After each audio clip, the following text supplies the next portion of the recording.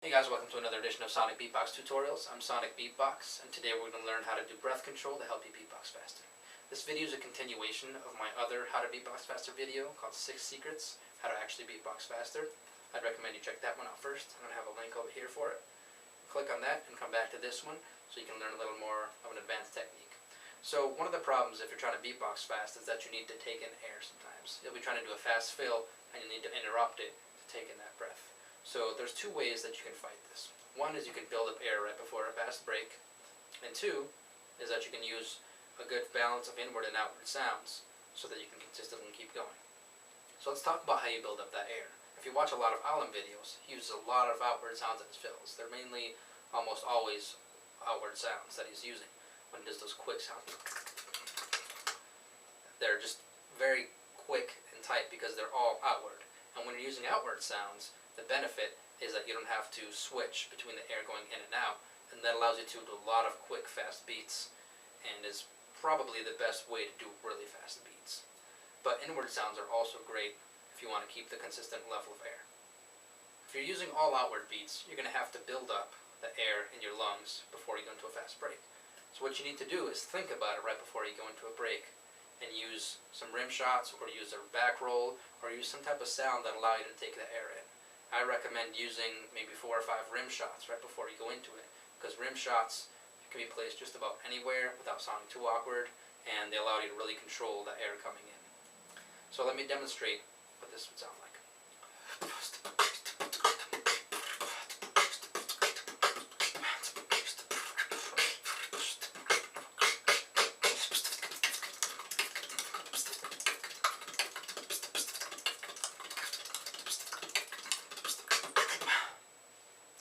So in that fast fill, I was using pretty much all outward sounds. And right before I went into it, I went just so that I could build up the air in my lungs. It was mainly a functional sound that I used so that I could power through that and not have to worry about taking in a breath. And also sounded good, so that's a lot better than going because taking in that breath makes it sound kind of awkward and just really throws off the flow of things. So that's one good way to do it. A more advanced technique that you can use to keep a more consistent amount of air in your lungs is by alternating inward and outward sounds. So my favorite way to do this is by using rim shots as the snare instead of a PF or a K snare, so that I can take in that air. And it's up to each individual person how much air they're taking in for that, so you're going to have to find what works for you. So what you need to do is find the consistent ratio of inward sounds and outward sounds, which mainly means figuring out how many rim shots you're going to need for a basic beat. And for each person, that's different because you'll take in a different amount of air. So start working on a different beat and try to do something that sounds good but also allows you to take in those rim shots enough so that you can keep going and going and going and not have to take in any extra breaths or use any extra sounds. That'll be up to you to see where that line is. But for me, a beat that I can comfortably do and consistently do quick is something like this.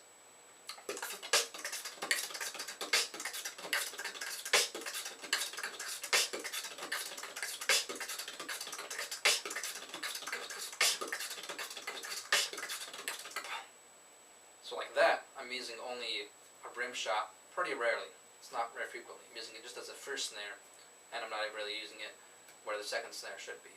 So for you, you might need to use a lot more and use something like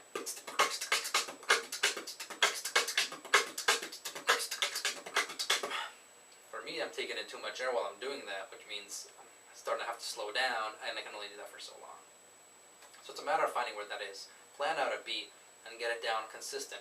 And when you want to do a really fast fill, throw in that beat and just get really good at that. And eventually you'll get to the point where your lungs will kind of automatically calibrate to the amount of air that should be in. And it takes a long time, and it's not something that just happens overnight.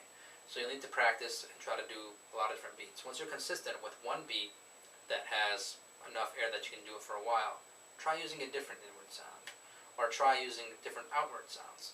Try to space things out a little bit different. Try to maybe just cut the amount of rim shots you have in half, or try to double them, and try to see where you can go.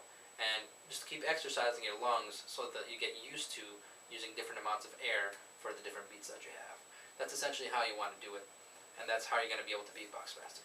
So I hope you enjoyed this video. If you liked it, please subscribe and watch some more of my videos. Check them out. Leave any comments below of any sounds you want to learn, and please check out some of my shows. If you want to see some cool beatboxing, check out my Facebook and my Twitter and everything else on there.